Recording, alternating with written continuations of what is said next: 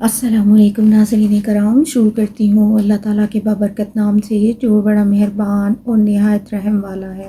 کچھ دیر قیام کرنے کے بعد آپ لوگ آگے کی طرف چلے اور مسلل جا پہنچے۔ مسلل مکہ سے 130 کلومیٹر کے فاصلے پر ہے۔ یہاں قدید کے اطراف میں معبد کی رہائش تھی۔ جب آپ صلی اللہ علیہ وسلم یہاں پہنچے تو تھا کہ اس کے پاس کچھ ہے، تو اس نے میزبانی سے معذرت کی اور کہا میری بکریاں دور چرنے گئی ہیں۔ آپ صلی اللہ علیہ وسلم نے دیکھا کہ خیمے کے گوشے میں ایک بکری موجود تھی جسے کمزور اور لاغر ہونے کی وجہ سے ریوڑ سے الگ چھوڑ دیا گیا تھا اور دودھ کا ایک قطرہ پینا تھا۔ آپ صلی اللہ علیہ وسلم نے اس سے اجازت طلب کی اور دودھ دھویا تو اس نے اس قدر دودھ دیا کہ دودھ کا برتن بھر گیا۔ آپ صلی اللہ علیہ وسلم نے معبد کو پیش کیا۔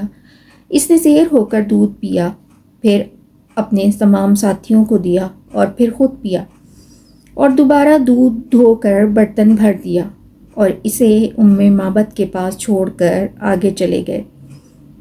شام میں جب اس کا شوہر آیا تو دودھ دیکھ کر حیران ہوا، تو معبد نے تمام احوال سنایا اور حضور صلی اللہ علیہ وسلم کا سراپا بھی تمام بیان کیا۔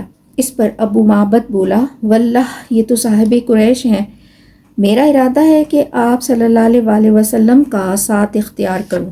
تیسرے روز اہل مکہ نے ایک پکار سنی اور پکارنے والے کو بہت تلاش کیا مگر وہ اسے نہ ڈھونڈ سکے۔ وہ کہہ رہا تھا، اللہ جو لوگوں کا پروردگار ہے ان دو رفیقوں کو بہترین اجر دے گا جو معبد کے خیمے میں نازل ہوئے، خیر کے ساتھ اترے اور خیر کے ساتھ روانہ ہوئے۔ جو محمد صلی اللہ علیہ وسلم کا رفیق ہے وہ کامیاب ہوا۔ ہائے کسی، اللہ نے اس کے ساتھ کتنے بے نظیر کارنامے اور سرداریاں سمیٹ دیں۔ بنو کعب کو ان کی خاتون کی قیامگاہ اور مومنین کی نگہداشت مبارک ہو۔ تم اپنی اس خاتون سے اس کی بکری اور برتن کے متعلق پوچھو، تم اگر خود بکری سے پوچھو گے تو وہ خود شہادت دے گی۔